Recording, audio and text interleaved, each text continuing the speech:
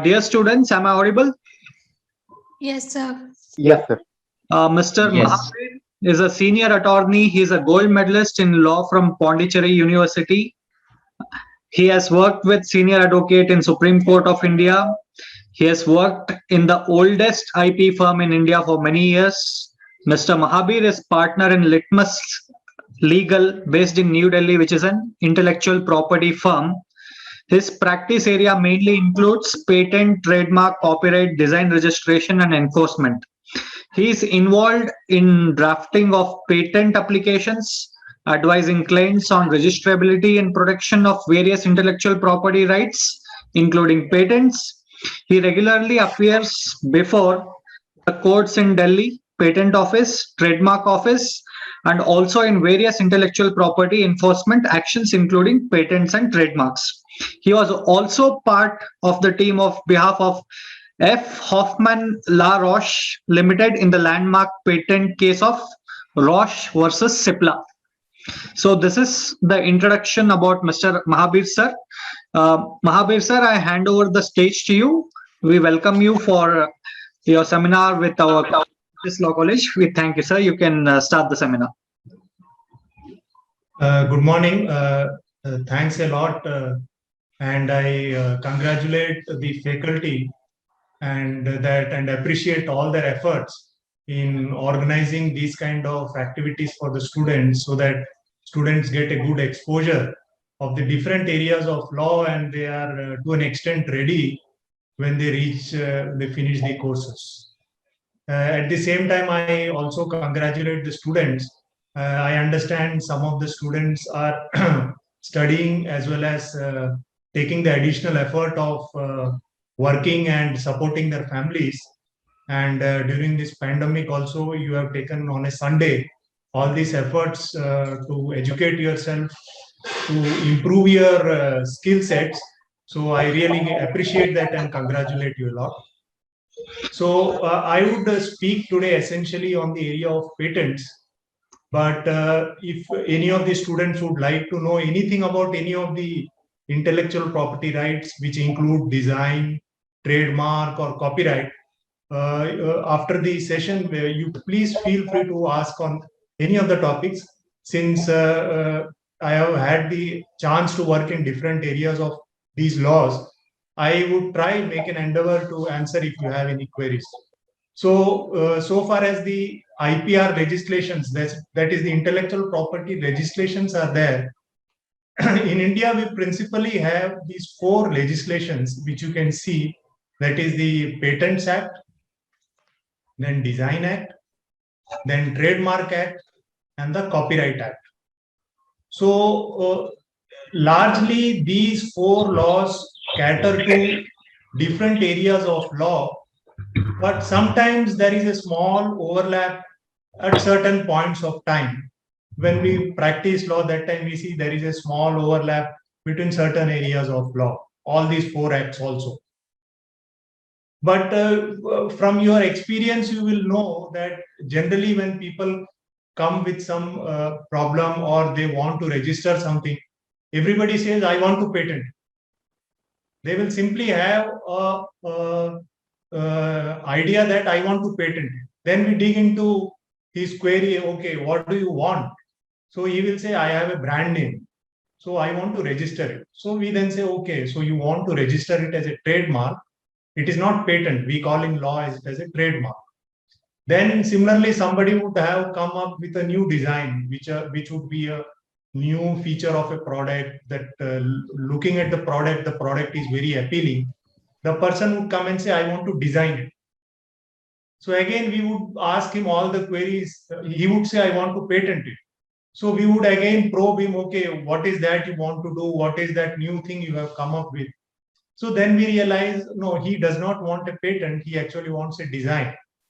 So patent has generally come to define a large area of law where somebody has come up with something new.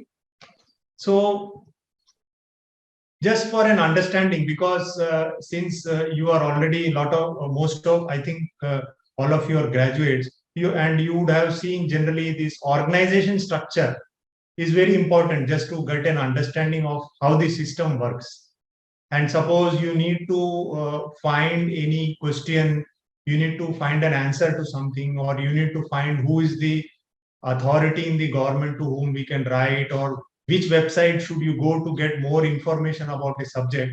So the organization structure is that intellectual property, under the government of India, the Ministry of Commerce and Industry is the ministry which is dealing with these rights. And under the ministry, there is a department of promotion of industry and internal trade.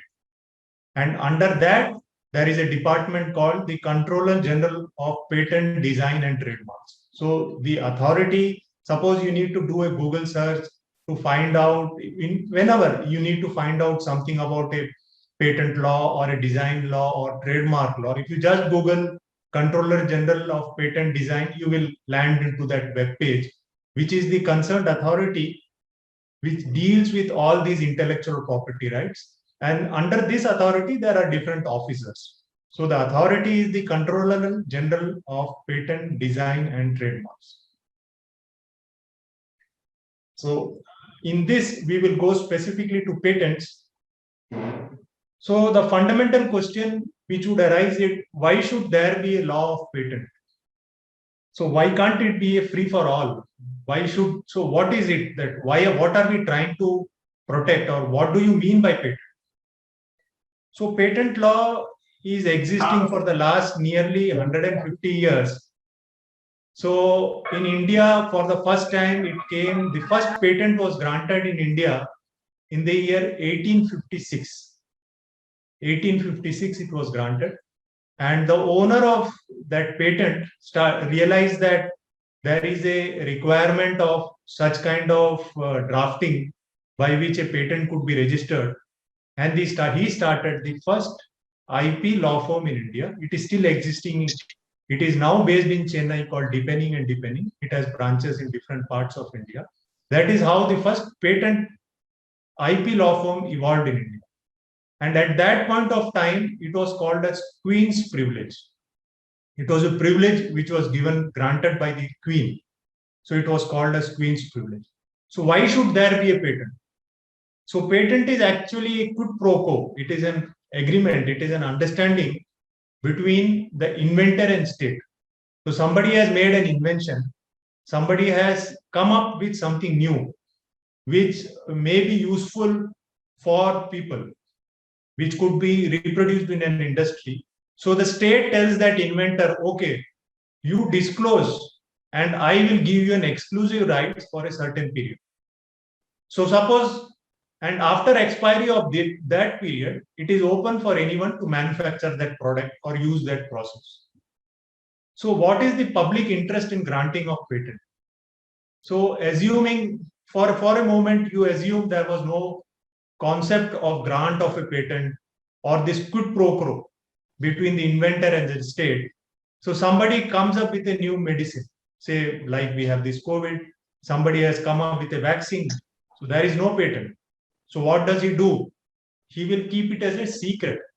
So that will remain within his heart. Nobody will be able to know what is the product.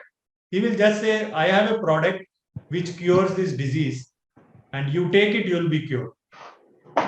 So the other people in the scientific industry, other scientists will not know what is the product, what is the technology, how is this product made.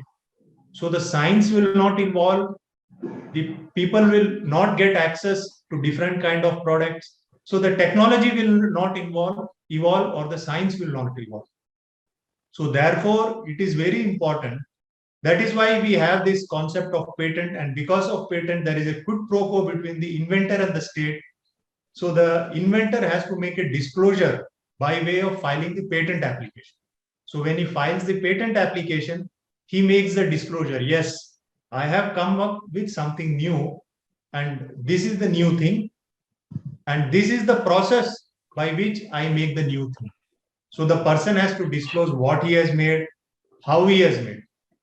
And in lieu of that disclosure, that person gets an exclusive right. It is a monopoly subject to certain conditions, which is granted to him in India for a period of 20 years.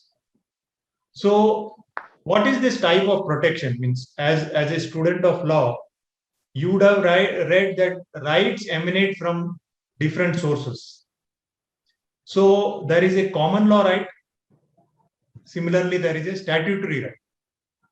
So common law right is something which you would have read, which comes by through the common law, that is on account of a particular practice being in existence for a long period of time. For example, trademark rights. The concept of trade and the concept of branding used to exist even before a law was framed with regard to trademark. So there used to be merchants who would say, you buy my cheese or you buy my product, and that product was known by that producer's name. So that was a branding before any trademark law came into existence. Therefore, we call trademark law is a common law right. So, or you also call it as, in Latin, you call it as a sui generis right. So it is a right which exists by itself. On the other hand, patent is not a sui generis right. It is a statutory right. Such a right did not exist in law till a patent act was enacted. So it is a statutory protection in contradiction to a copyright or a trademark which exists in law. And for patent, it is mandatory to register the invention to claim any protection. Unlike a trademark or a copyright, where it is not mandatory to register, though registration may give certain benefits, in the case of patent, it is compulsory to register a patent. So without registration, there is no right. So it is not a sui generis right, it is a statutory protection granted by law. So the value of an intellectual property, if you see some of these examples I have just taken out. So for an intellectual property increases the value of a product and a business substantially. So I've given just one example. For example, if you see an Apple phone, they have an estimation is made that around 43% of its profit is simply attributed to its IP. That is the patent or the design or the branding. So therefore, such a high value is being attributed to the intellectual property. Similarly, you will see that Pfizer had a patented drug, which is this is a very famous drug which is used for heart patients, and that had a sale of around 10.6 billion till 2010. And immediately when the patent expired, then anybody could manufacture the product. So the sales immediately became almost 10% of that what they had the sales of. Now, for Tata, the brand value of Tata is taken as around 15 billion. And for Google, it is number one, which is at 109 billion. So therefore, you will see that there is a substantial incremental value which any business organization gains on account of its IP portfolio. So everybody tries to have a very good IP portfolio. So coming back to patent, you would be keen to know what is the process by which a person can get a patent. So all these activities are carried out by an IP attorney, or you may call a patent attorney or a patent agent. For becoming a patent agent, you know that it is mandatory to have a science background. So prior to 1999, in India, anybody could become a patent agent who was a graduate with a law degree. So if there was a lawyer, by default, the person could call himself as a patent agent, the person who can file a document before the patent office in India. In 1999, the law was amended, making it mandatory to have a science background to become a patent agent. So if somebody is interested in becoming a patent agent, the benefit which was given to lawyers was taken away. So all those people, lawyers, prior to the year 2000, who had registered themselves as patent agent, continued to remain as patent agent.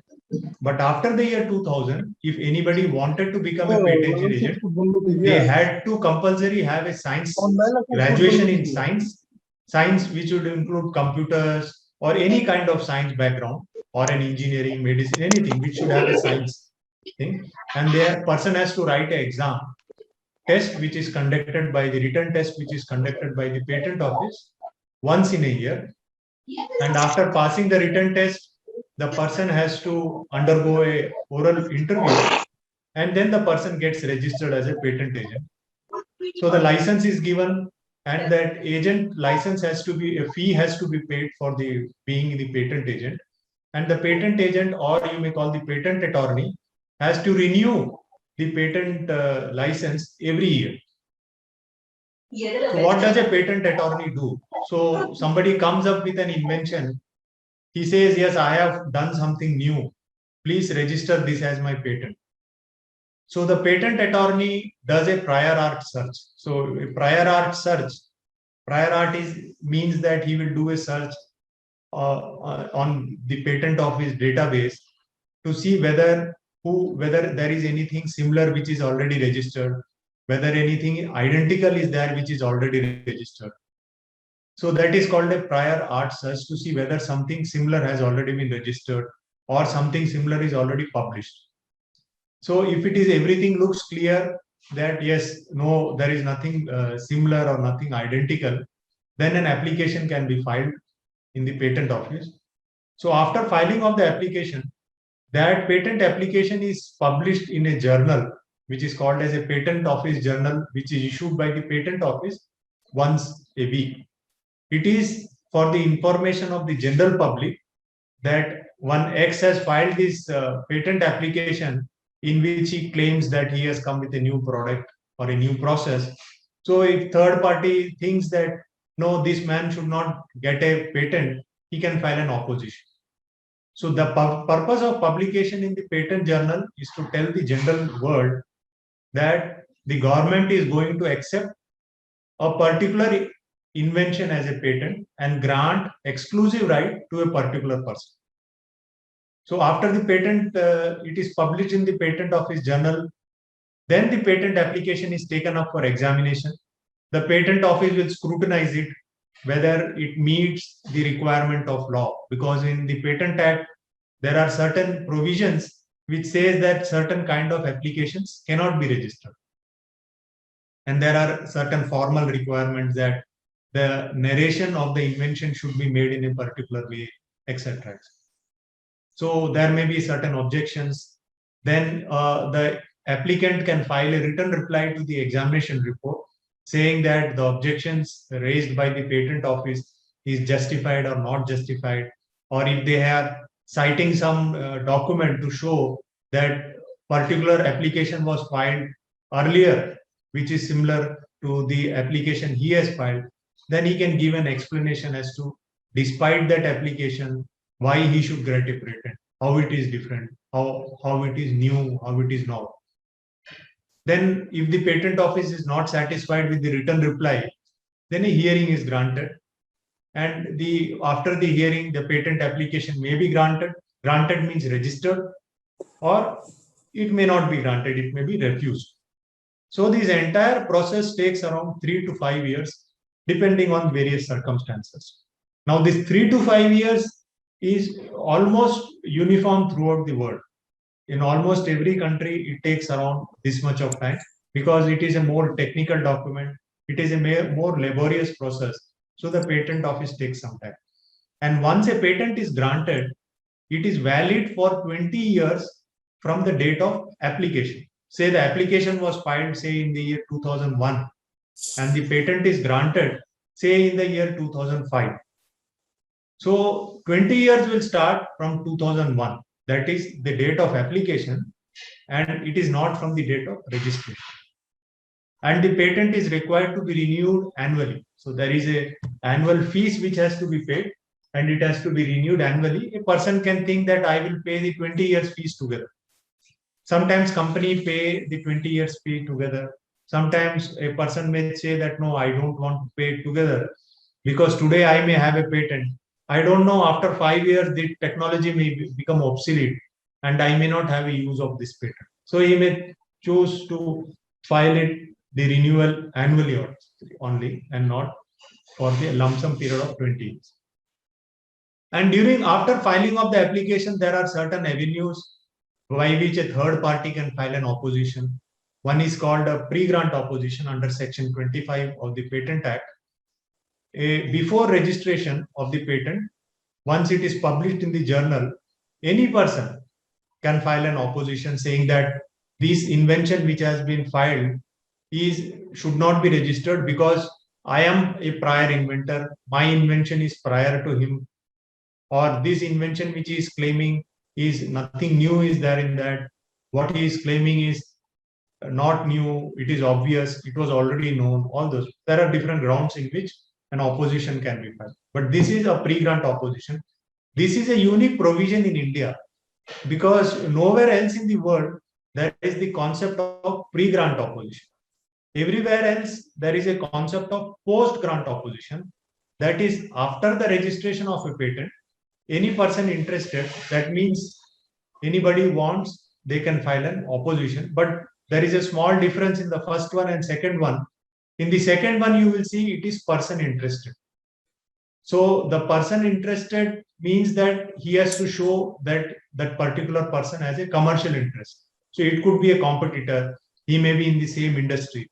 And the person interested has been sometimes slightly expanded to say it could also include a consumer protection group.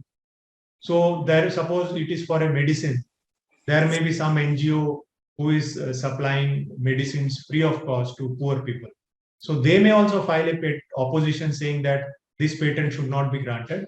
And they may say we fulfill the criteria of person interested because we are in this particular industry or we are doing this particular service which may get affected. Then after registration of the patent, there is another, because this post-grant opposition can only be filed for a period of 1 year after the date of grant. After that, if somebody wants, they can file a revocation. So any person interested can file a revocation before the High Court. So the first two proceedings are before the Patent Office.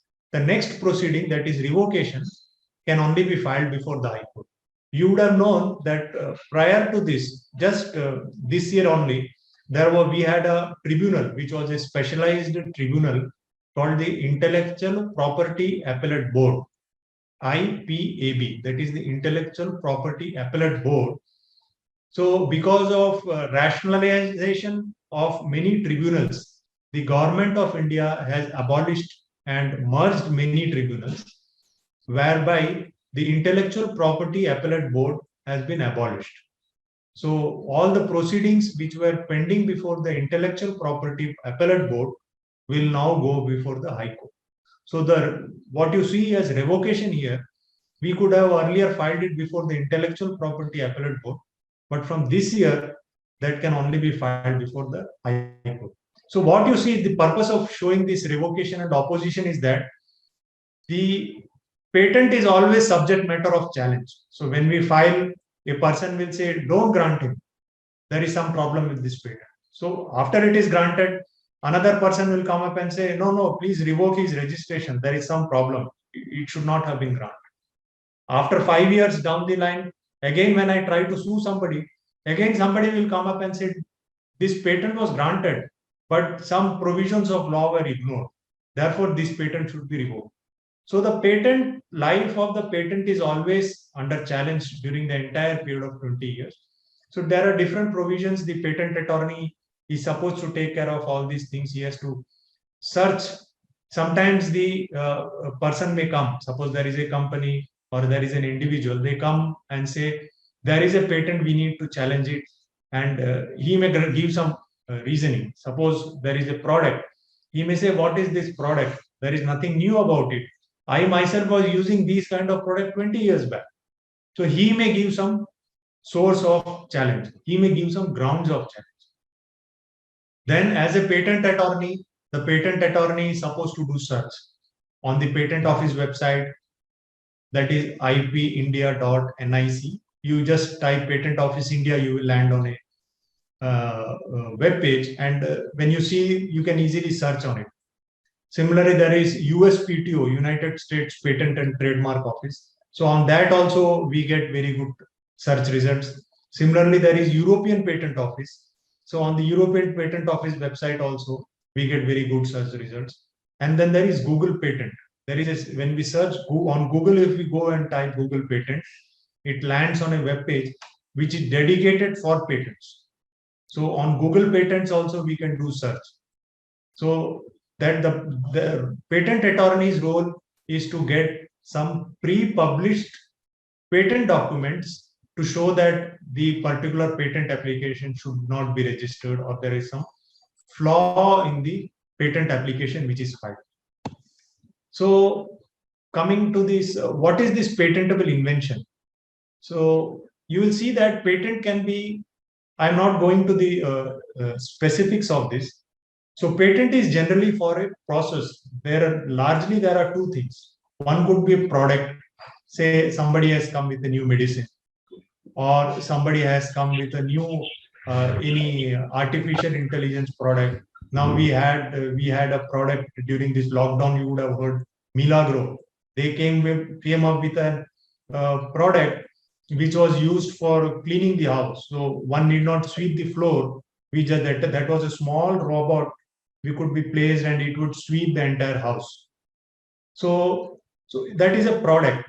Or there could be some process. Say there is a way of making a medicine, or way in which a mechanical product works, mechanical device works. So somebody could make a new process of doing the same thing. So suppose a product C is made by mixing A and B. So the process is mix A and B, you will get C. So somebody comes with a new invention. You don't have to mix A with B. You can mix A with X, you will still get C. So he is coming with a new process. So that kind of, so that is called a process patent. And another one in which the product itself is protected, that is called a product patent. So from the patent top, there is patent, and then you have two divisions. So one is a product patent, one is a process patent. So one background, if I may tell you, that in India, prior to 1970, presently the act, we are still saying it as the 1970 Patent Act. Prior to 1970, in India, India was granting registration for product patent for pharmaceutical products. So if somebody came with a product for medicine, India was granting patent with respect to pharmaceutical products prior to 1970. So in around that time in 1970, there was a lot of analysis done. And then it was decided that henceforth India will not give product patent for medicines. So therefore what happened is, there was a medicine. What somebody could reverse engineer, come up with a new process and make the same medicine. So the end product was same, but the product process which was applied in making that medicine was different. So that is how India's pharmaceutical industry took big stage. And during that period, after 1970, the pharmaceutical industry in India has grown a lot, because India did not grant product patent. India was only giving process patent. So somebody could reverse engineer, make a different process, and come up with the same product at a very cheap price. So that is how we had many new pharmaceutical companies developing in India and becoming big in that industry. As per TRIPS, that is the Trade Related Intellectual Property Agreement, India took a commitment that they will introduce product patent again. So in India, again from the year 2005, for pharmaceuticals, product patent has been reintroduced. So now, if there is a patent protecting a pharmaceutical product, nobody can come up with a different process and make the product, because a person can come up with a product, a person come up with a new process.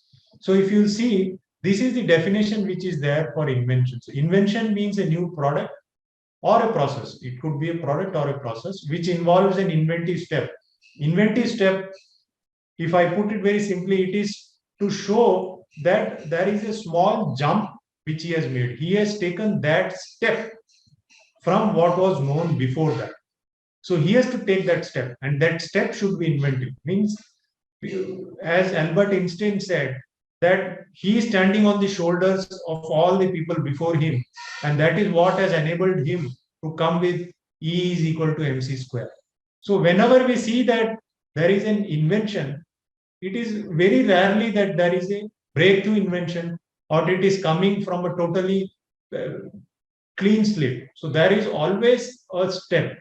There are small steps, and in that step, somebody makes an invention. So that step should be an inventive step, and that it should be capable of industrial application. That means it should have the ability to be reproduced again and again.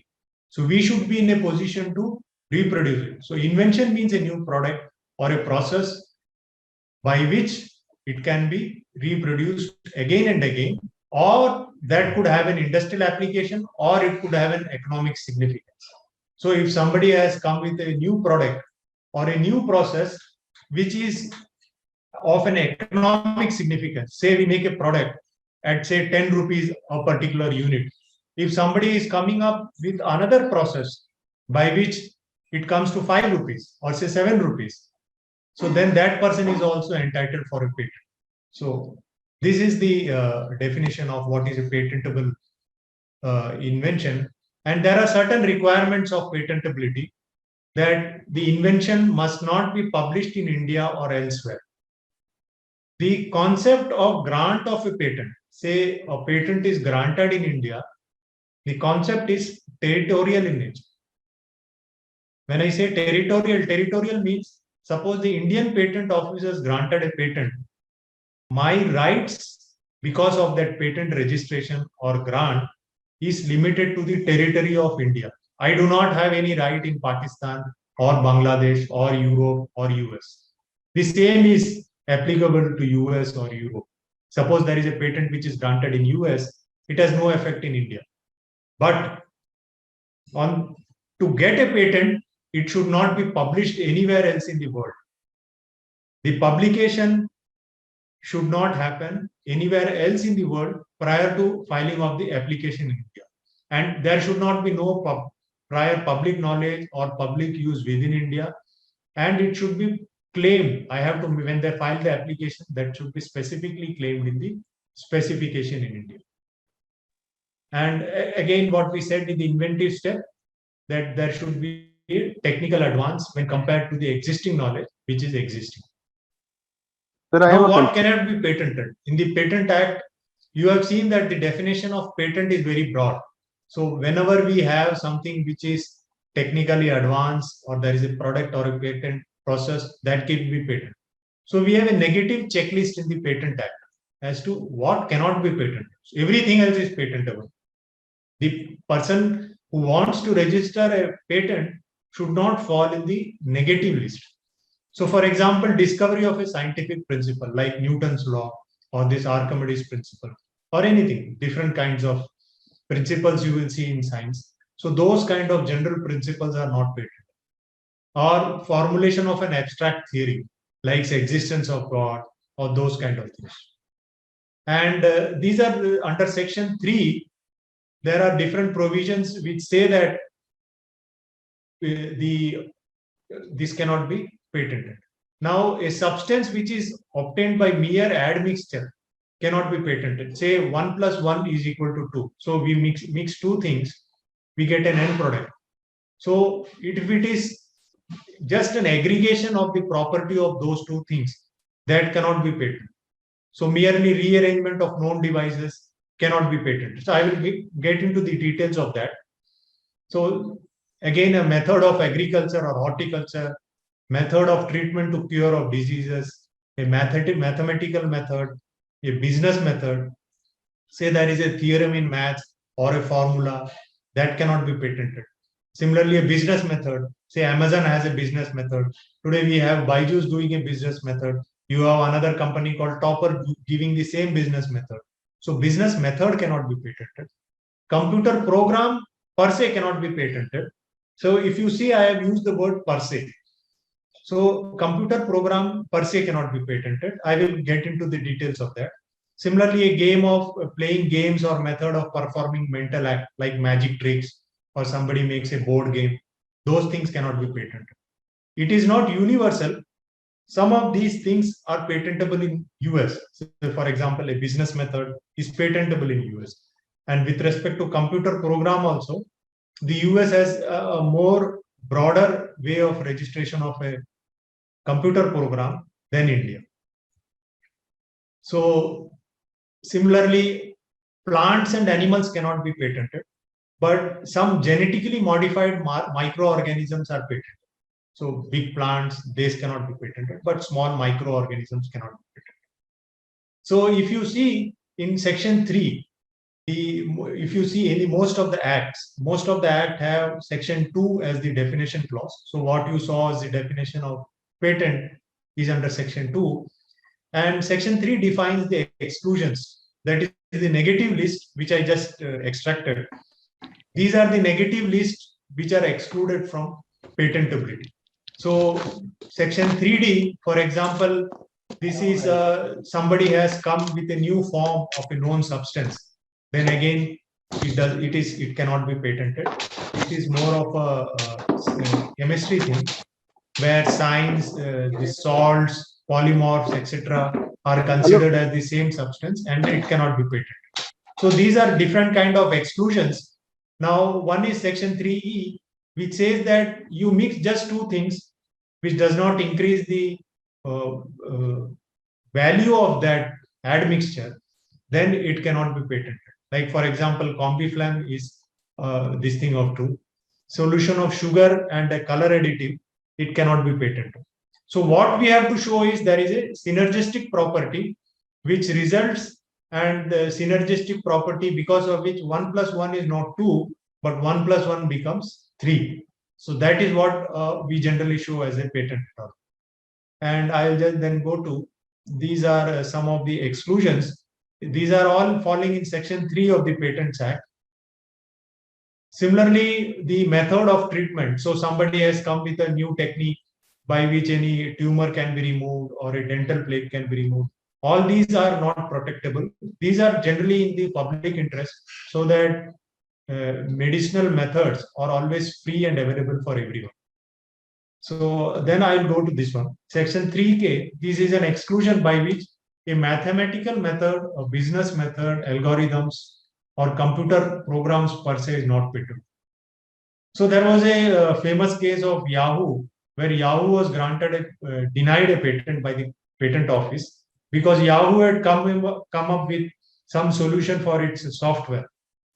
It was a search related patent which they had got.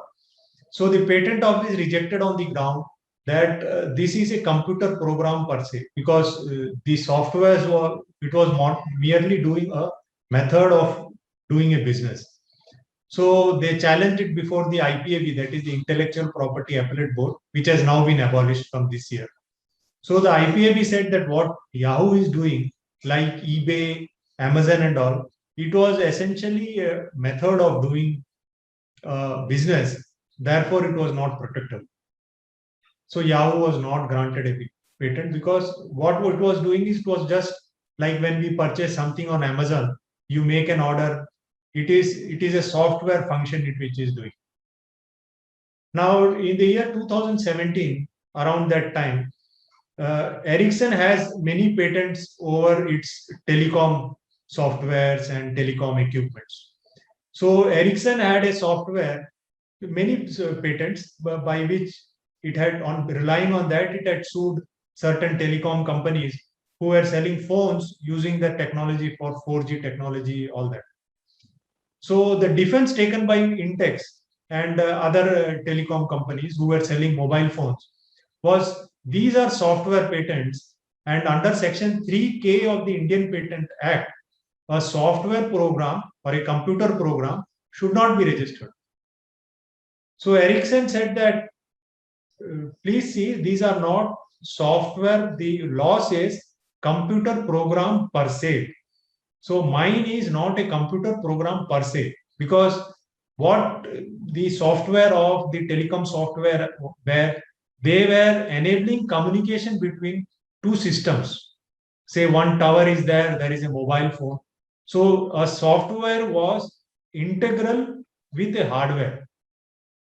So the Delhi High Court said, yes, these patents are granted correctly because these are not computer software per se or computer program per se, whereas these are a blend. These are working together, wherein a software and a computer hardware interact, and you cannot take one from the other. So therefore, these are patentable. So similarly, you will have many situations. What I said, like during this COVID, we saw this one very good company, Milligro, who were selling this technology or small equipments which were doing the sweeping the house. So that was, again, in that also there is a software which is coupled with the hardware, and that software coupled with the hardware was doing a particular function. So in that kind of patent application, the patent registration is granted for the thing as a whole. It is the whole thing which is granted as a system. A system in which there is a hardware and there is a software, and that hardware and software integrated and coupled and working together. So it is not for a computer program per se. So like telecom software, all those things are there which do not fall under this exclusion. But in this, if there is a computer software, like there is a mobile application, example, there is a mobile application, that will not be considered as a patentable invention.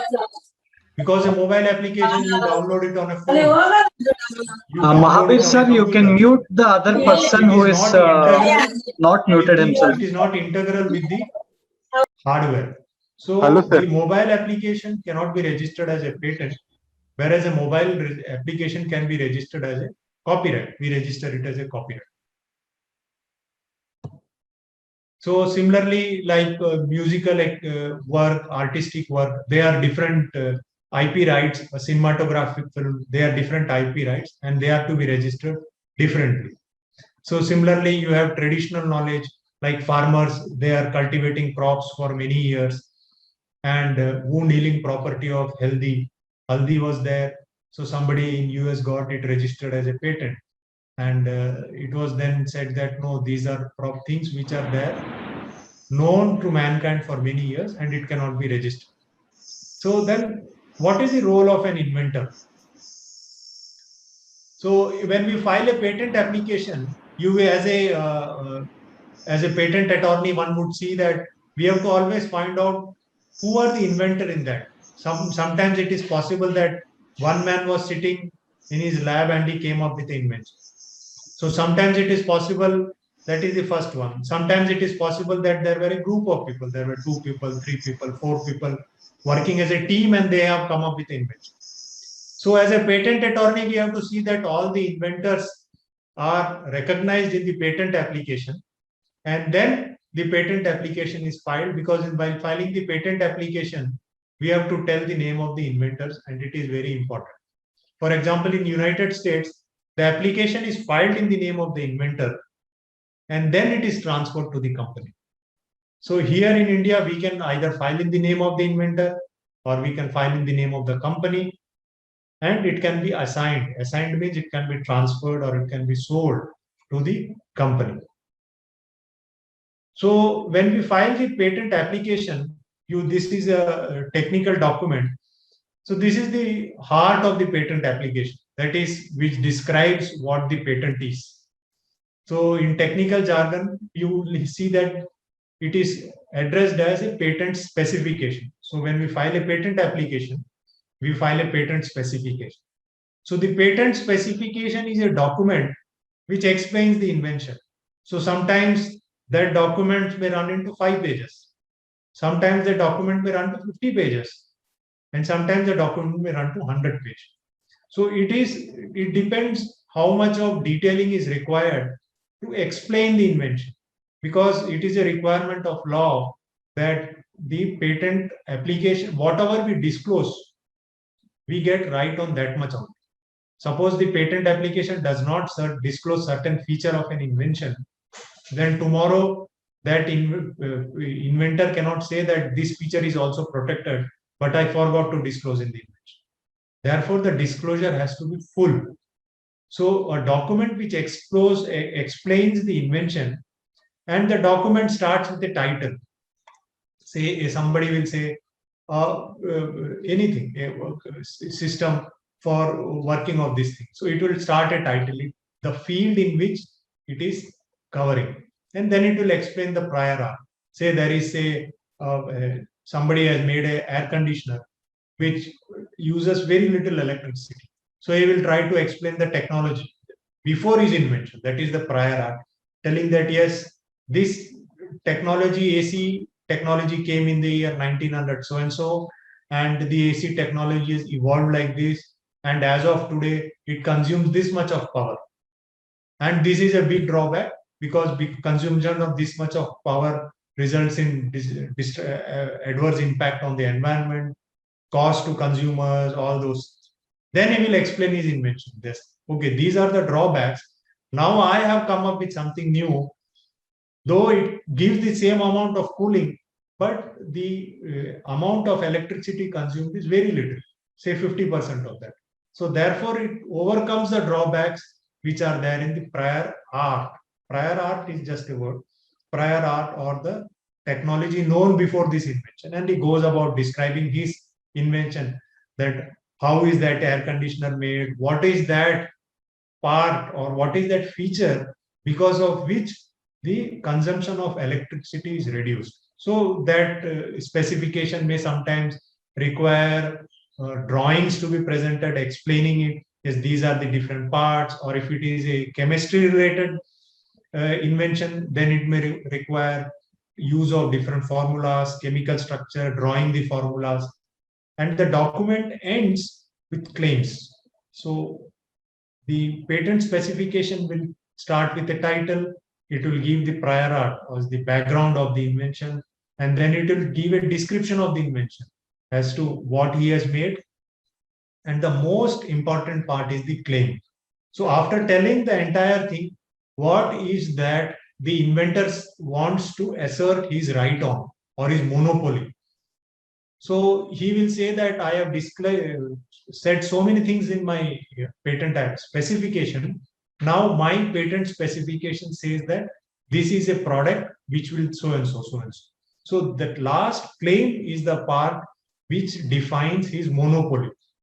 So the patent attorney has to ensure that all these disclosures which he is making is done properly, and the claims, that is in the end what he is claiming as his right or his monopoly, which nobody else should infringe, that should be defined in very clear terms and in a terms which is sufficient, so that if whenever it is challenged, he is in a position to defend it. So it ends with a claim. There is a way of drafting of specification. When a person drafts over a period of time, the person will know the flow of it. They will know how to draft it. That goes with it is a technical legal document where 90% of is technical knowledge and 10% is legal knowledge. Say somebody has a good exposure in biotech, somebody has a good exposure in software systems. So they will be able to draft that specification using all the technical language, explaining it in the technical language. The 10% of legal knowledge helps it to put it in the correct form and to alert that how much should be disclosed, what should be stated, how it should be stated. That is how the patent specification is framed. Then the patent application, there are types of patent application. One is called as provisional application. So you will see that somebody has come up with something new. Say somebody has found that he can run an automobile or a bike on say water. Now this man is doing research. He requires help from various other sources. He wants his invention to be tested. He requires help from other engineers. But he is afraid that somebody may steal his invention. If he discloses to somebody that I am working on this and I have found a way, but I am not sure and I need to perfect my invention. So the person can file a provisional application. By provisional application, it means that the person has put his flag there. So in that territory, he has put his flag. Now the automobile, when it is working with water, using this, but some features he will say. So therefore, after that filing of the provisional application, then he can take help from other engineers, external sources and all. So he will file a provisional application in a very broad term because he has not freezed his invention, he has not finalized his invention. So the application will be filed in a very broad term, in a very broad area. Then after filing of the provisional application, the person has to file a complete specification within a period of 12 months. So this 12 months period is cut off. So if he has not finalized or fine-tuned this patent application, he has to finalize it within the next 12 months and file a complete specification. So when he files the complete specification, he will get the benefit of the predating of his application to the date of provisional application. And you will see that there is something called a convention application. India, like many other, India is part of a Berne Convention. Berne Convention is an international convention by which many countries have agreed to recognize the IP rights granted by different IP offices in the world. So by this, suppose a person in India files a patent application in India, then he can file a patent application within 12 months within any of those convention countries. So most of the countries of the world are part of the Berne Convention. So if he files a patent application in any of the convention countries, he will get the benefit of predating. It will not be considered as a pre-published invention. So that is a convention application. And then we have a system called the Patent Cooperation Treaty. That is an international treaty, PCT. It is called Patent Cooperation Treaty, by which people, companies can or individuals can file application in different countries and they get benefit of filing of the application, benefit of the date of filing of the patent application. And sometimes there are patent applications which involve biotechnology inventions. So when somebody files for that, the person has to take permission of the National Biodiversity Authority if any biotech is involved in the application. So these are now there are certain provisions by protection outside India. So as I said earlier, the IP rights are territorial in nature. All the IP rights, patents, copyright, trademark, whatever registration we grant, it is limited to the territory of India. And the World Intellectual Property Right is an organization which comes under the United Nations. Its objective is to harmonize the IP laws globally. So if you type on Google WIPO world, you will get a lot of materials and resources, articles, and the laws of different countries, how it is protected, the scope of protection in different countries. So WIPO is the umbrella arm of UN, which harmonizes the IP laws globally. Therefore, you will see that among the different laws, like civil laws, criminal laws, taxation, commercial laws, you will see that intellectual property laws are the most harmonized globally. Harmonized in the sense they operate similarly. There may be small differences in the scope. There may be minor differences, but the core of all the laws are substantially the same. And the differences are very minimal. So to that extent, the WIPO has ensured that there is a harmonious harmonization between all these IPR laws. And TRIPS is one of the important documents which covers the trade-related intellectual property rights. And it lays down certain bare minimum essentials which different countries, member countries, are required to follow. It gives the minimum prescription, a country can have a stronger protection if they want. Similarly, there is something called a Patent Cooperation Treaty by PCT, by which it gives a small window. It facilitates registration of patent rights in different countries. But somebody, if they want registration in US or Europe, they have to definitely file an application in US or Europe. But PCT creates a process by which certain benefits are granted to members. Like PCT is for patents, for trademark, there is a convention called Madrid. So the Madrid also gives a advantage of registration of trademarks. It enables and facilitates, makes life little easier in registration of trademark in different countries. So PCT is for patent, Madrid is for trademarks. India is member of both. So when we file applications, we can use this advantage. And infringement of patent. So infringement of patent, it is very important that it occurs only after grant of patent. In the beginning, you saw that it takes around 3 to 5 years for registration of a patent. Sometimes it takes 7 years, 8 years. So it is possible that somebody, once a patent application is filed, after filing of the application, a person can commercialize his invention. So he can start selling it. So it is possible that somebody may start copying it, but the person cannot do anything. He has to wait till it is registered. He can, of course, seek damages from him for the period he was using before grant of the patent, but the injunction can be granted only after the grant of the patent. And once if patent is granted, another person wants to manufacture it or market it without the consent of the owner, then we call it as an infringement. That is violation of the patent right. A person can get an injunction, that is a stay against violation of the injunction of the patent. So when we file for a infringement suit, then definitely a defendant job is to say that no, don't grant an injunction, because this patent, what has been granted, should not have been granted, because the invention, it is prior published. It is not novel. These things were already existing. Then the person will show some documents, he may show some books, any scientific book, non-scientific book, or he may file some affidavits to show these were prior published. It is not novel. Or the person may show some lack of inventive step. He may say, what has that person done? There is no, that jump is not there, because what he has done is only a workshop improvement. It was so obvious, anybody could have done it. Because when we look at patents, the person has the benefit of hindsight.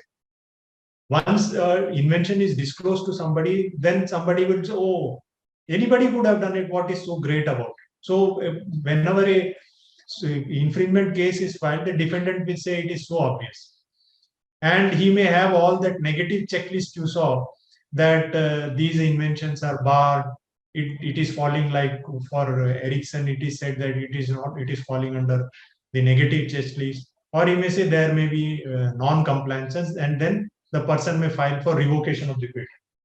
Now, sometimes the patent can involve small things, because since we are working from home, at least at home, I had one for, I can show from this thing. Patent need not involve something which is a very revolutionary thing.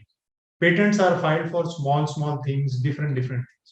Now, this is something called a small patent.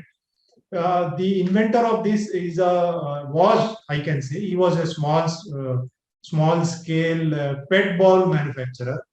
These balls are hardly sold in India, because in India we generally give our pets in small containers, like say plastic container is there, we give it.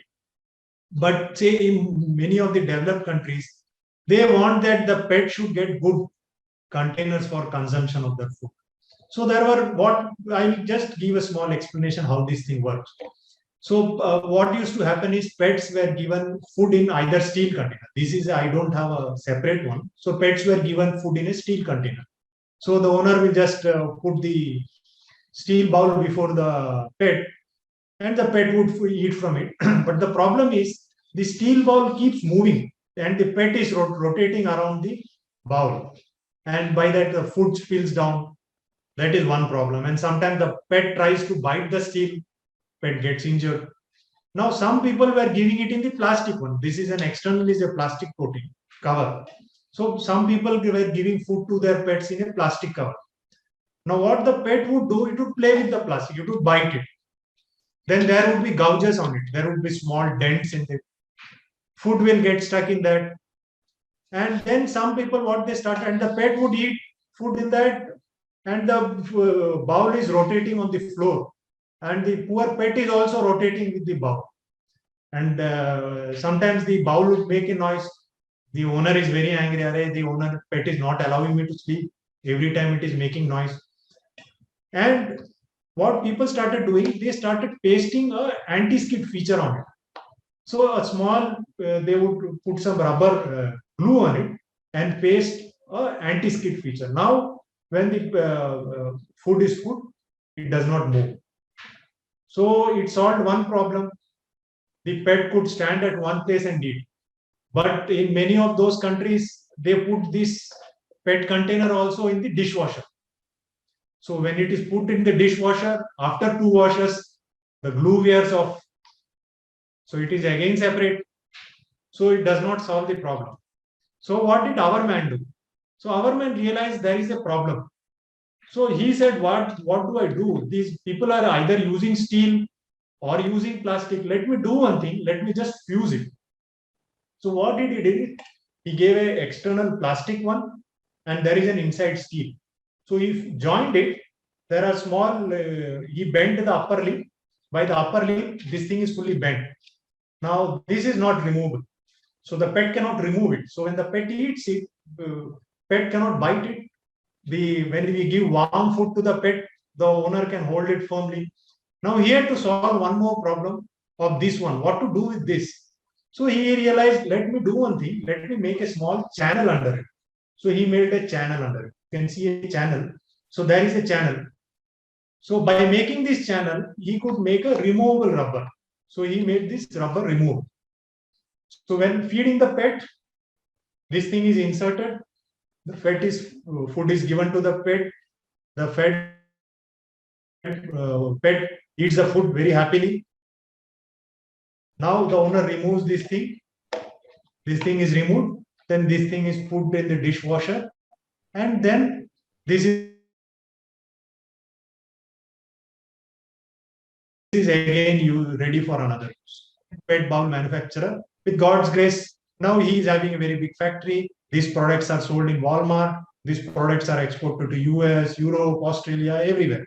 So this product is registered as a patent. You can see in the bottom also it is written registered as a patent. It is registered as a patent in US, in Europe, in India, in China. So that is how it helps. So it need not be something very revolutionary. So one of the revolutionary products was bulb. Thomas Edison, when he made the bulb, it was a revolutionary product.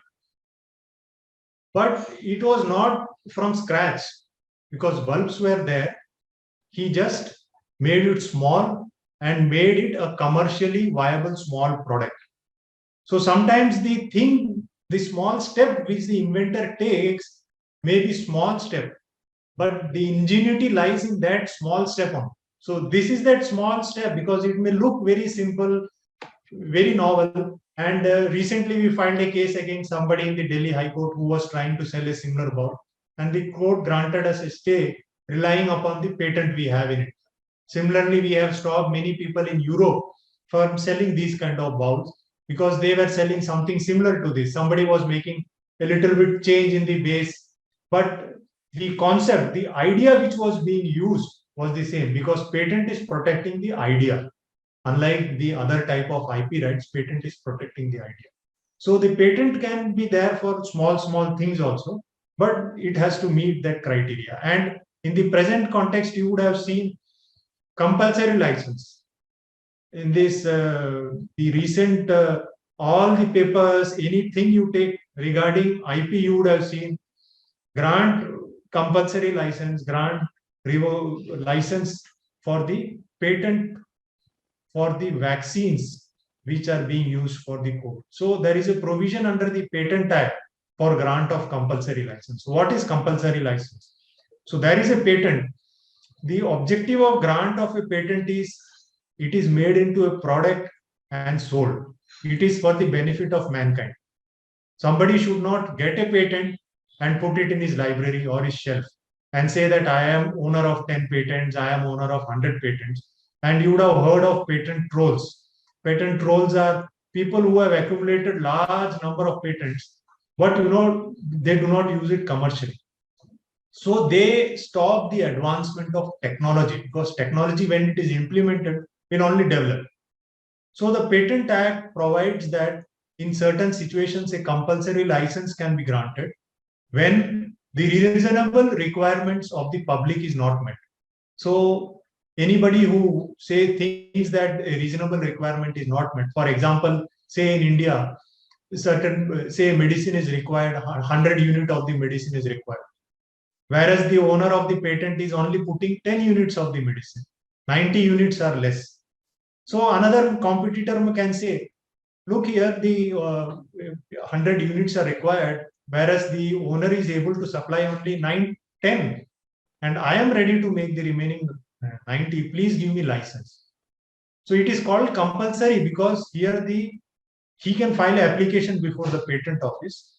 It is called compulsory because here consent of the owner is not required. A person can take a voluntary license. He can go to the owner and say, you are not making, please give me a license. I will give you some royalty. Allow me to make. So that is voluntary. So compulsory license is in the nature of an involuntary license. So here the patent office, once an application is filed, the patent office will give a notice to the owner saying that somebody has filed an application saying that he wants to use this invention, and we want your opinion. What is your opinion? What do you say? So he may be put on notice. So he may say, don't grant it for whatever reason. So the patent office may grant or may not grant, and the patent office will fix a royalty. It is not free, but the royalty may be less. It may be on different criteria. As of now in India, only in one case, that is the one famous case for Bayer versus Natco, which was for a pharmaceutical product, the patent office has granted compulsory license. Natco is an Indian company. Bayer, as you know, is a big German company into different fields. So one of their field is pharmaceuticals. So they had a patent, and Natco said the product which Bayer is supplying in India is less. Therefore, reasonable requirement of public is not met. So the patent office should grant a license to Natco. And the Bayer was not able to show that it was meeting all the requirements because number of people who were sick with that particular disease was much more than the amount of products which was imported by Bayer. And a royalty was fixed. Natco was told, you give Bayer at the rate of this amount per unit you manufacture, and then a compulsory license was granted. That is the only case in which a compulsory license has been granted. Different countries have this provision. This is like a valve of a pressure cooker, and sometimes this facility is used by different countries, but it is very, very rare. Now also in India, the government is being said that you exercise your rights. In this, the central government also has a power. Under Section 92, central government has a power to notify that we see that there is an emergency, and because of this emergent health condition, we notify this particular vaccine or this particular patent should be granted a compulsory license, and then the patent office, whosoever comes with an application, will grant a compulsory license, provided that person should be able to satisfy that they have the capability to manufacture that product.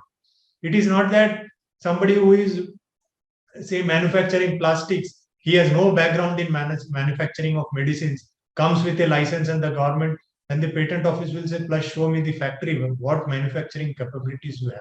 So he has to meet those criteria, and then it may be granted. And there is a provision under Section 92A also, where say there is any least developed countries, say some of the countries, for example, who do not have so much of infrastructure to make these products in their countries. Say, for example, Nepal, they do not have a lot of facility to make medicines. So if Nepal government gives a notification that they need a particular product to be made in their country, to be imported into their country, then a compulsory license can be granted for export of that product from India. But the limited role of that kind of a permission is for the purpose of export. So today there is a lot of, you will see in the press that grant compulsory license for different products which are being protected by patents. So the government is resisting it, because what happens is, in the case of vaccines and in the case of vaccine is kind of a biological product. It is made from a living thing, wherein the antibodies which are produced are originally taken, originally passed through a kind of mice which is called as hamster. It goes through that, then an antibody is produced. That antibody is put into a fermentation mode, and large quantity of the vaccines are produced. So it is coming from a living thing. It is coming from a biologic thing. So in addition to what is protected by the patent, there are a lot of trade secrets and technical know-how which go into it.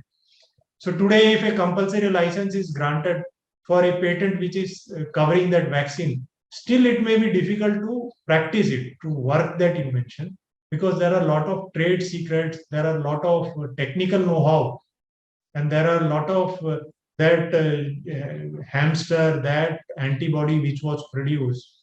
That source is very important to make that product. The patent per se will help to cover a big ground, say 80%, but the 20% it will be very difficult to cover. If a person starts reinventing the wheel again to cover that 20%, it may take 1 year or 2 years. Therefore, the government is saying merely granting compulsory license will not help us. Let's get into a negotiation, let's get diplomatic channels, so that the owners of the patent and manufacturers of those vaccines voluntarily give license. For example, Bharat Biotech has said, we will share the technical know-how. That is what they want. They will share that antibody from that original thing from which they can ferment and make large quantities of it. So that if somebody is having a plant, they can start rolling out the finished product in a month or 2 months or maximum 3 months. Otherwise, the wheel have to be reinvented. It may take long time to come up with a finished product. So this is on compulsory license.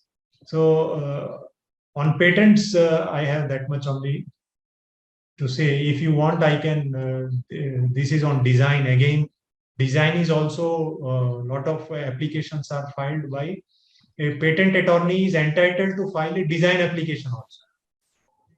So in India, the patent attorney files a design application also. An advocate can also file, but a patent attorney can also file a design application. This is only for the shape of the product. It does not protect the idea. That's all, Mr. Abhilash. Yes, sir. Any questions from the audience? Hi, sir. Am I audible? Yeah, hi. Hi, sir. I'm Santosh. Actually, I have a question. Just as you said, any patent, like any patent is to a specific area or territory, like it is registered in US. So can I understand, like, suppose the iPhone is registered, design registered in US, that can be freely produced in India without any objection. Is it like that? Correct. If it is a patent, it is protected by patent. Say, Okay. assuming the iPhone has a camera feature, which is say very unique, it pops up or something, it is there. Yes. So if it is not if it is protected by patent in US and they have not registered it in India, we can happily copy it in India. Okay. Unless Okay, it is thank you. protected by some other IP rights. For example, that suppose it is a design or trademark, unless it is not infringing any of those things, we can happily Okay. copy it. So, sir, do we have any body that which can globally register a product for patent in single committee or single body who accept global registration or global patent of anything? No, these all patents are territorial in nature. So the effect of a US patent is limited to US only. Okay, sir. Under WIPO, there is a PCT thing which facilitates certain things. It helps to an extent, but it does not give any right. So unless there is a patent granted by Europe or Japan or Australia, those countries will have right and to that particular territory.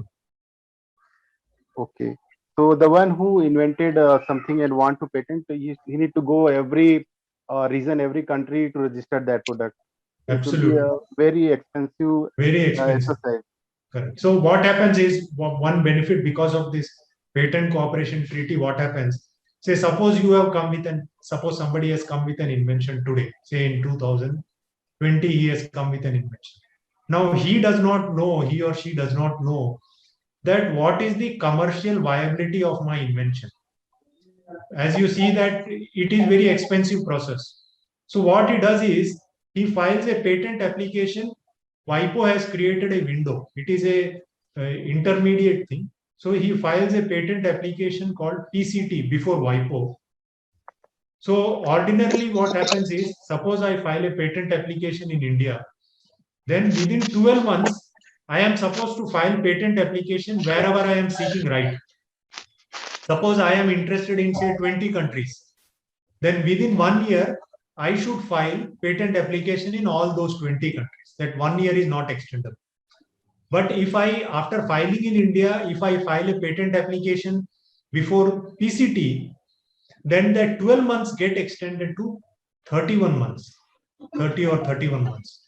So then I get a small window of 31 months. So today you have created an invention, you filed a patent application in India, and then the person files a patent application before PCT. So since that 31-month window is open for him, so during that 1 month, he can explore the commercial viability of his invention. He may see that, okay, this invention is useful for these 10 countries only, then I can ignore the other 10. So he may then file only in those 10 countries, he may not use in those 10 countries. So he has that advantage of that 31 months window. And the PCT also does a preliminary examination of the application. So he gets an idea of the strength of his application. Is there any strength? Is it worthwhile filing in so many countries? Okay, sir. Okay. Sir, I have another question. As you said, the life of patent is 20 years, right? Correct. So if anybody registered the patent and he is expecting in 19th year, he want to protect the product for more longer span, another 20 years. So does he is eligible to register again those patents to register authority or patent authority? See, what happens is one of the grounds for rejection of a patent is prior publication. So if he files the same thing again, his earlier patent will be cited. So his patent application will not, it will get rejected because his first patent application is already published. Right. So he will not get a patent. The search engine will capture it. No? Okay. Okay, sir. So there is no way to extend it more than 20 years, right? There is no way unless somebody makes some tweaking. No? So sometimes people make some tweaking. So for example, they try to show that it is in a smaller field. No? For example, I will give you a small example. Say in the case of a medicine, a company comes with a compound. The compound is a very broad thing. So they make a compound that yes, this compound will treat fever. So after some years, the patent life say come out of the 20 years, 15 years has expired. Now the company thinks that how can I extend the life?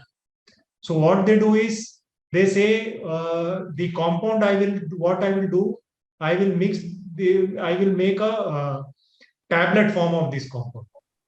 Earlier assuming that compound was administered in an IV form, they will tweak something to make it in a tablet form. Or what they will do is they will make it in a more narrower thing. They will mix it with something else. So, but what happens? it is on the patent is extended not for the whole thing which was there originally. It is in that narrower part only for which the new thing is done. So that thing could have been done by anybody. It need not be done by that same company. But to the question, specific question, it cannot be done. One cannot do that. So in Unless this some case, change is done, some tweaking is done. okay, sir. In this case, all the process he used to register is open to common public, right? So they can copy it, whatever was registered earlier. Correct, correct. Everything is in public domain. It is free for all. Thank you, sir. Thank you. Any further questions? Sir, I have a question to whoever asked the question about this Apple iPhone, right? They mentioned that the patent is in US and you said that it can be copied here in India. Can you please tell me what copied here means? Are we only talking about production, manufacturing of these phones, or is it like restricted to just patent publication or registration?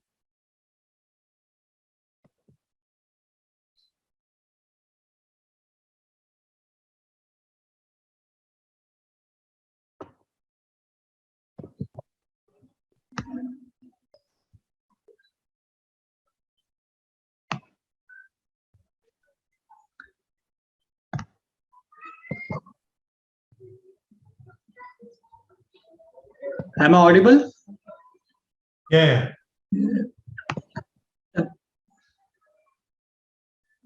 Mahabir sir, is question audible? No, I think she asked. Hello? Yes, Hello, Priya. Yes, Priya, sir. can- Hi, sir.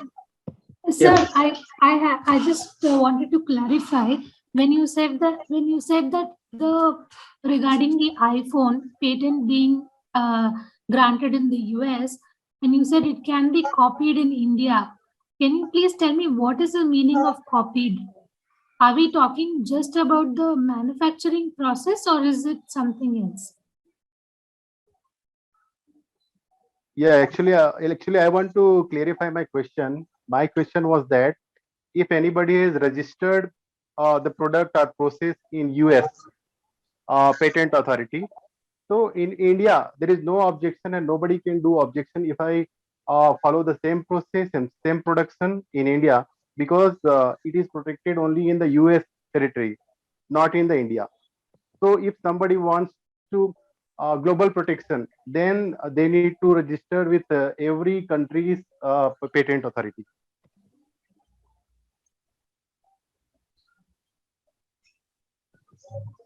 So this was the question. Yeah, Sorry. but see, in my understanding, it is the they have rights, right? Now you cannot take somebody else's patented product and manufacture it in a different country. That will be, grounds for litigation, right? Yes, See, patent is territorial in nature. If they have a patent in India, then they have a right to stop. If there is no right, because everybody does not file in India, means India is not an important country for all products. So today, India may look like a country with lot of potential, but 10 years, 15 years back, lot of countries would not file in India. They think that this product would not sell in India. It is not, there is too much of cost. It is not worth filing in India. So in India, all those products were manufactured by others, even though there was a patent in US. Okay. I just wanted to clarify that aspect, sir. Thank you. So, but you can't export it to US. Say, suppose there is a patent in Europe, and there is a person in Europe who has a patent in Europe. He does not have a patent in India. Anybody can manufacture in India and sell in India, but he cannot export it to Europe, because then it will be infringement of patent there. Okay. So as long as the product in question is not interfering with the competition in that particular patented market, it is not a problem. Correct. Wherever he has a patent, if it is not being put there, then there is no problem. Okay, sir. Okay, thank you.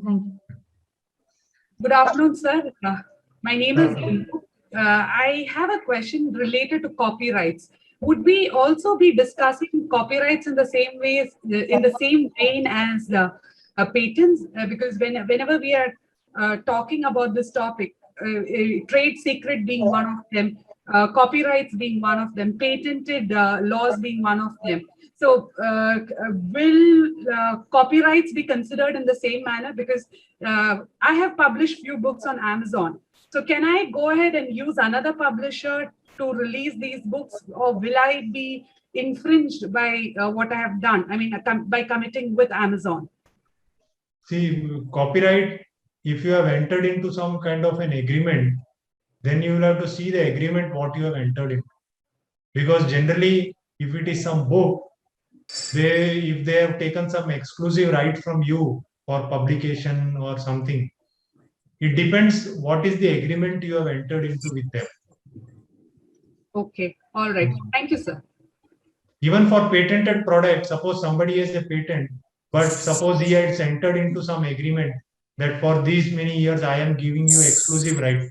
He can give an exclusive right to somebody. So one will have to see what is the agreement he has entered into. Hello. Hello. But in the case of copyright, lot of rights of the author is protected. Like the author has a lot of control over things, and the right which is granted sometimes is very narrow. Sometimes it could be that the person can sell this book only online. It does not include offline sales. So one will have to see what is the right which is granted. Is it only for online sale, or does it include offline sale also, or a particular channel?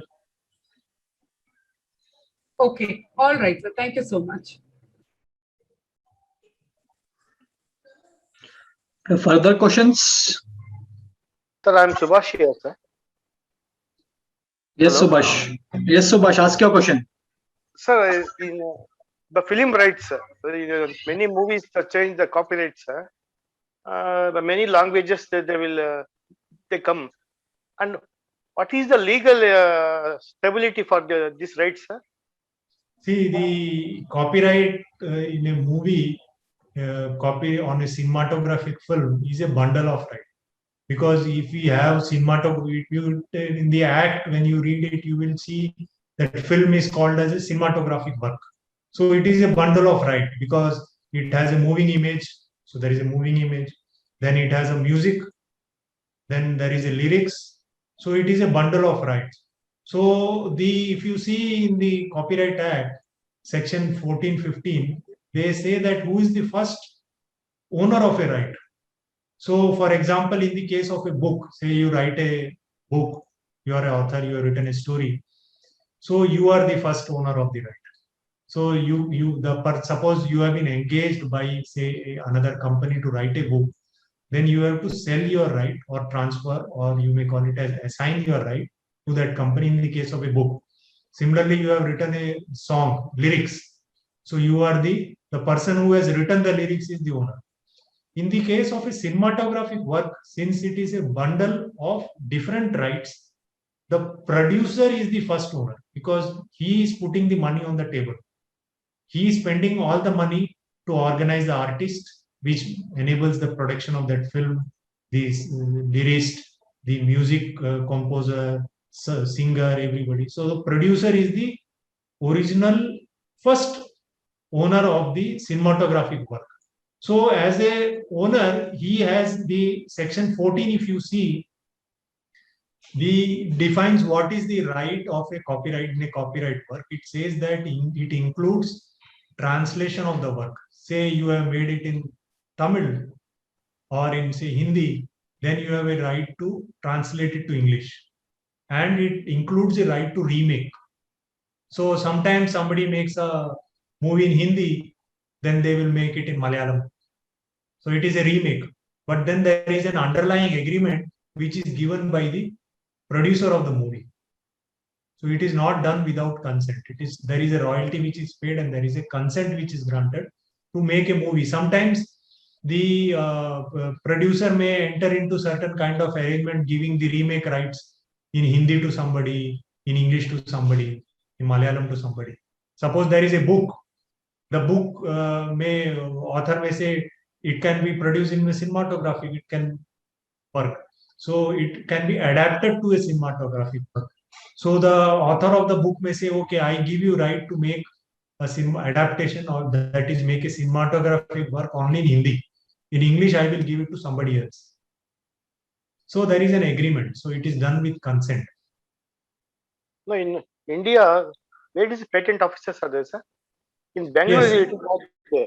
Yes. So there are under the patent office, there are 4 patent offices: Bombay, Chennai, Calcutta, and Delhi. Patent offices are 4.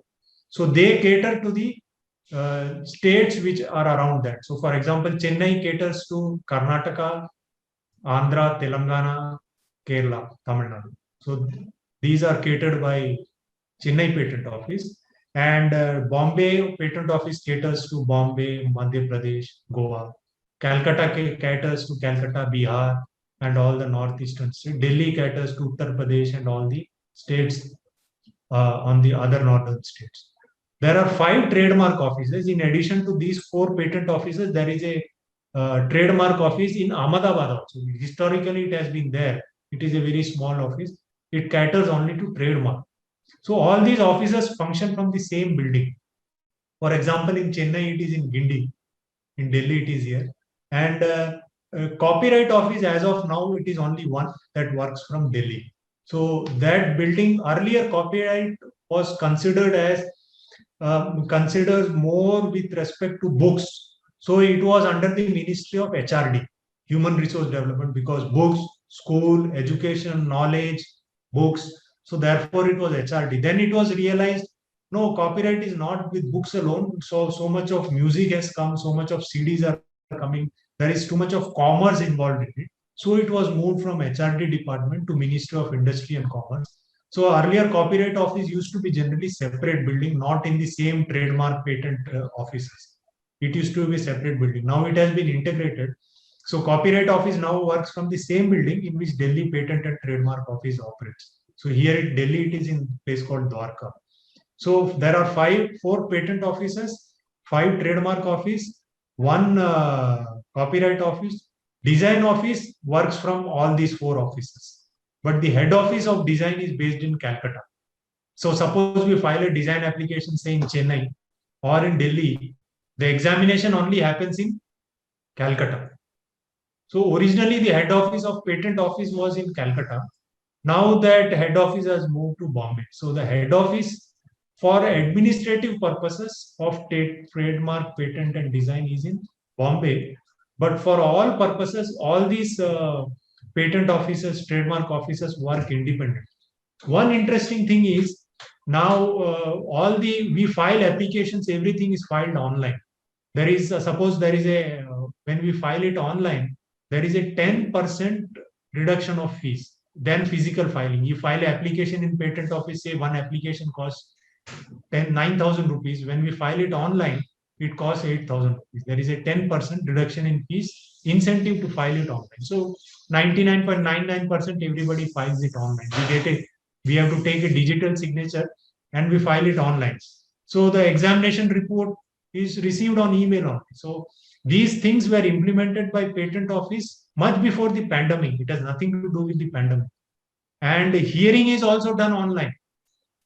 We have been doing hearing at patent office for the last 4 years, 5 years online. So application, if there is an objection, the patent office requires a hearing, they do it online. If there is an opposition, which may involve an argument of 4 hours, 5 hours, the hearing is done online. So hearing now, what has happened, in order to see that there is nobody influencing the outcome of a patent trademark application, the examination is made free in the sense that it is not, you file a patent application in Chennai, the application is examined by an examiner sitting in Bombay or in Delhi or in Chennai. So it have examined randomly. So the hearing is also done online.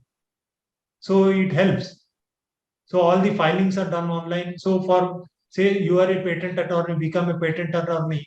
You can work from Bangalore. You can work from, if somebody is from a village, is happy living in village, working from village, wants to live in village. He has a broadband. He can do everything from there. Just that he should have a client. So, sir, I have one question. Hi, sir. I have one more question. If I'm filing a patent in different countries for my technology or for my product, do I have to publish that in all the countries, or will it be only limited to that country? For example, if I'm filing in India, in some European countries, and in US, while I'm publishing this for an opposition, right, in India, should I also include the fact that the patents are also being published simultaneously in other countries, or is it sufficient that I only publish it with regard to India? See, what happens is publication is part of the application process. So the duty of publication is on the patent office. We don't have to publish. Say I file a patent application in India, the patent office issues a small journal every week in which they publish the patent application. So we don't have to publish. So this kind of a procedure is existing in US, in Europe, all the major patent offices. So you file in India, the Indian Patent Office, as per its process, it will publish it. It will get uploaded on their website. Similarly, the USPTO will publish, the European Patent Office publish. We don't have to publish. But But there is a requirement.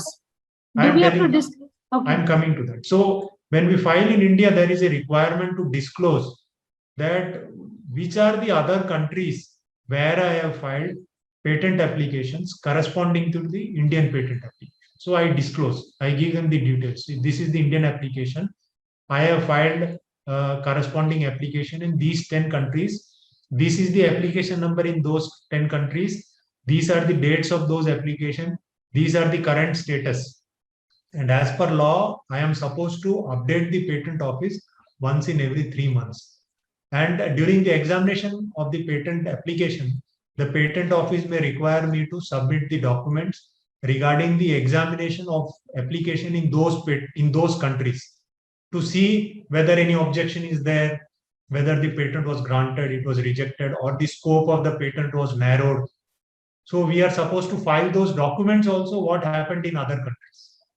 So in US also they have a similar disclosure requirement. If something has happened, adverse has happened, then the patent attorney there is supposed to disclose. Otherwise, those are grounds for revocation of a patent. Suppose we suppress those information and silent patent office, suppose it does not become aware. USPTO and all, okay, it gets published. Anybody can access it very easily. Suppose somebody has filed in China or Japan, where mostly it is published in Japanese or in Chinese language. The Indian Patent Office controller may not be, though it may be reflecting in the search report, he may not be able to understand because it is getting published in Japanese and Chinese. So he may ignore it. He may grant the patent in India, even though the patent was rejected in Japan. Tomorrow somebody comes to know, my competitor, that he suppressed that information of his rejection of patent in Japan. That will be a ground for revocation of my patent in India. Okay, sir, understood. Thank you. Hello. Yes, sir. Sir, what kind of career opportunity one will be having after having a LLB plus IPR plus a technical degree? Yes. See, as a for patent, as I said, after the year 2000, only those persons can become a patent attorney who are having a science background. So suppose somebody has a science degree, ideally he should appear for the patent agent examination conducted by the patent office every year. So he will become a patent attorney, and if he or she is able to work with somebody who has the ability, who has drafted patent applications, he will learn that technical language also and draft patent applications. So he can file patent applications through his own name. He or she may work with a law firm. He will be required in a law firm. to file draft patent application and file. Then once the application is filed, there are various objections raised.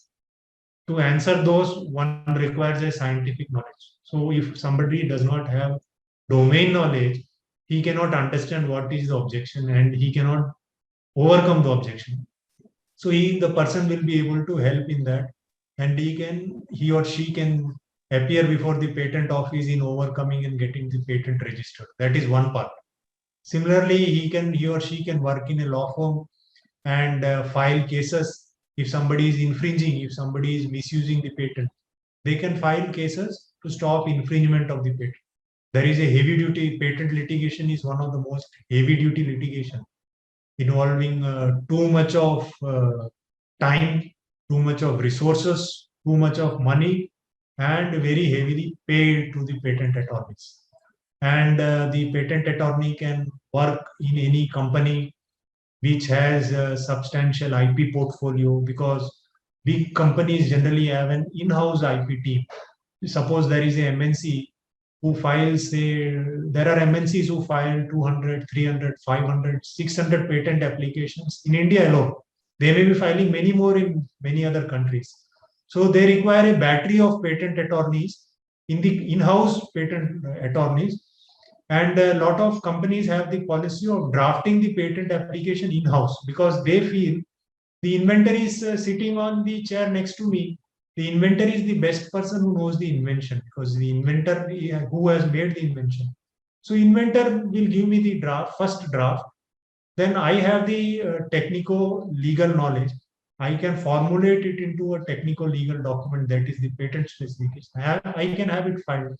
And sometimes the in-house team coordinates and files patent applications all around the world. So there is a big patent department in all the big companies, including the Indian Tata Sons file their patent application throughout the world, sitting in India from Bombay. So they, as a patent attorney, with a legal knowledge, you are making yourself very strong, because a lot of times you will see that people who are patent attorneys, they may have very good scientific knowledge, but they will be lacking legal knowledge. And patent is definitely, it involves large amount of technical knowledge, but it requires a scientific knowledge. That entire focus is coming from the technical knowledge, but that molding and getting that relief for the companies, protecting the IP requires a strong legal knowledge. So if somebody has a good combination of both, I can say that there will be in very good demand by all these companies who work on a very global scale, and IP is the thing. There is a huge demand for people who have a combination of both. Sir, as you said, I have a question. As you said, science background or science degree, is that also include engineering degree? Yes. All domains of engineering. Engineering, science, even a MCA is also qualified. Okay, sir. Somebody has done a master's in MCA, they are also considered as a science thing. And what happens is, see what happens as a patent attorney, suppose somebody has done, say, mechanical engineering. So he will have a thorough understanding of all the mechanical things. He will, different machinery and all, it will be very easy. It will be good for him to understand, easy for him to understand. And he or she will start with inventions which involve mechanical thing. He or she may work in, say, a company which is into a GE or any other company, or an L&T, which have good engineering processes and products. But over a period of time, what happens, generally in the foreign countries, you see that a person who is having a mechanical engineering graduation, he will continue to, in a law firm also, or in a company, he will continue to work in that mechanical sphere. But in India, what happens, that wall is not so tight, that wall is little blurred. So somebody may start with, who is a mechanical engineer, will over a period of time, will also be drafting non-mechanical patent applications, because he has that scientific bent of mind. So over a period of time, with a working knowledge, he or she will be able to understand other kind of inventions, he or she will be able to draft a good specification of non-mechanical inventions, say electrical, electronic, but it may be difficult for a mechanical engineer to draft for a biotech or a chemistry, but he will be able to do an electrical or a closer electronic, those kind of things. Sir, in India, most of the cases is so late, the patent cases. Finally, they get only compensation. Now, what is the late of the cases in the court, sir? See, earlier, these are things, law, like all other things in different fields, keep on evolving. So earlier patent cases were very little. So now it is such that if a patent is good, the injunction is granted on day one. So I just showed you that pet bowl. So we had filed a case 2 weeks back, and we got an injunction on day one. That particular company which was selling the product, they were stopped on day one itself from selling the product. So they are stopped. So they cannot sell. So now there is a big change, no? And it depends. See, a lot of things, factors are there. One is how solid the case is. Secondly, it depends how much of exposure the judge has. It is possible that we want to file in a place where because judge, there are so many laws. These are judge who is hearing the case is a civil judge. We cannot blame the judge because there are thousands of laws. So if the judge did not get an exposure to a patent law and the case is coming up before him or her for the first time, the judge may think that why should I grant a stay on day one? He may grant a stay on a later date. So it depends on the exposure of the judge on various factors. At least in Delhi, we have seen, because there are a lot of cases which are filed regularly, the courts are granting stay on day one itself if there is a reasonably good case. So that is only temporary stopping of the Temporary injunction, correct. But, then it takes more than 10 years or 15 years patent cases. Yes, patent cases now it has reduced. We are having cases which gets disposed of in 4 to 5 years also. 4 to 5 years, and sometimes it is settled at a very high amount. I can't disclose the amounts. Sometimes they pay compensation. The infringer says yes. They take a chance. See, what happens is when they contest, they take a chance.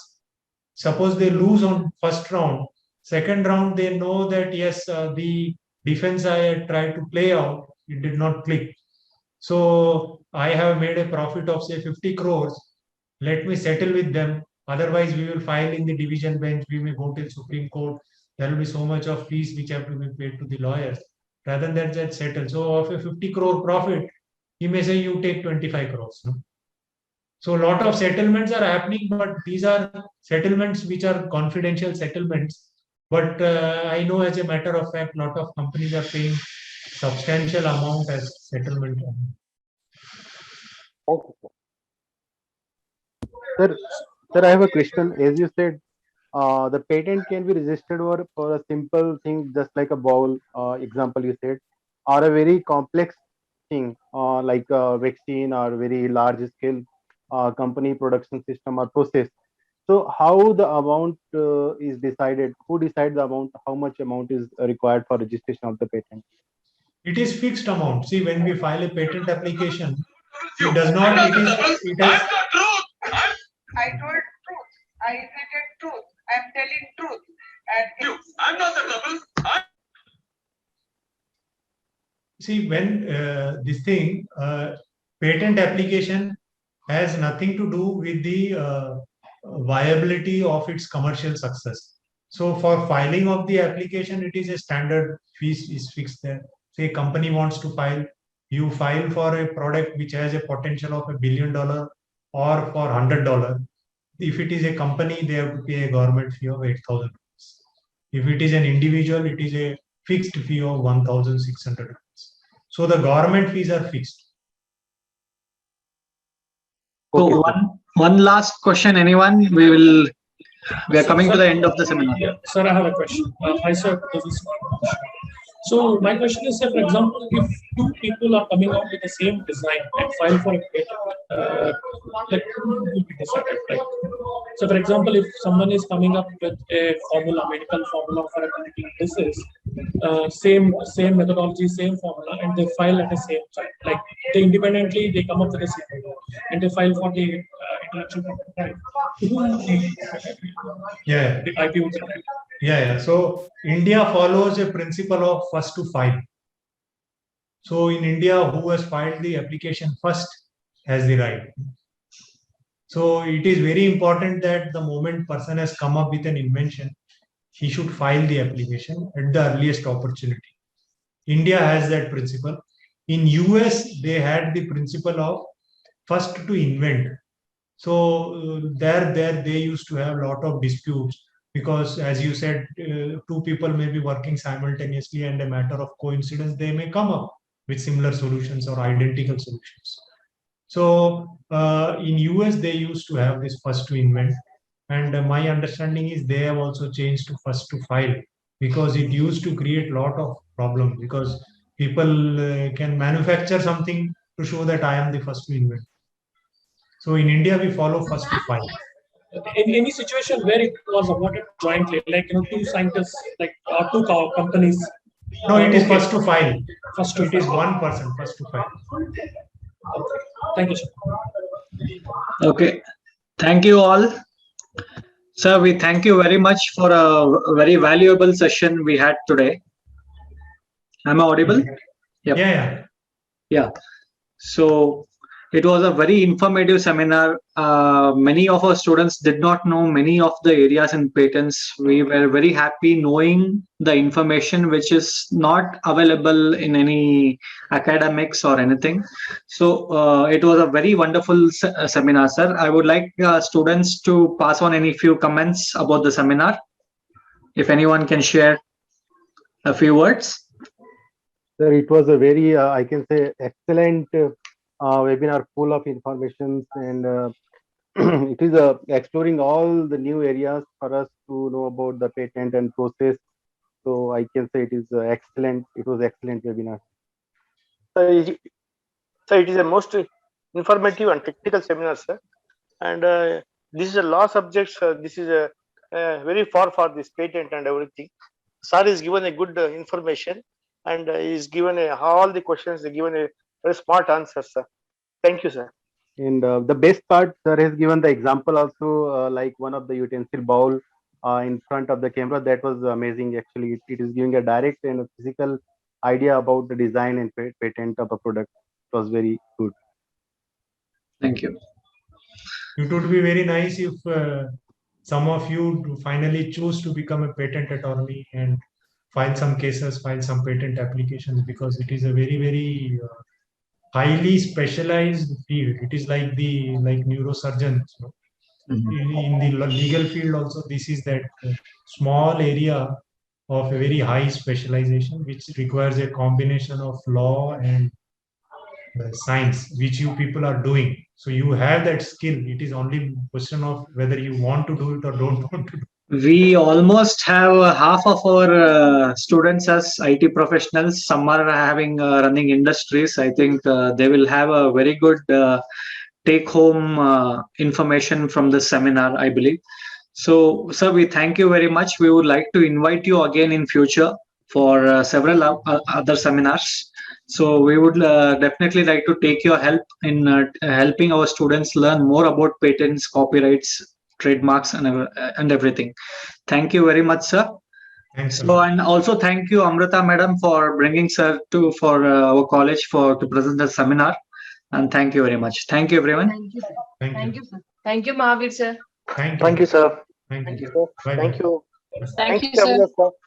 Thank you, sir. Thank you, Amrita, ma'am.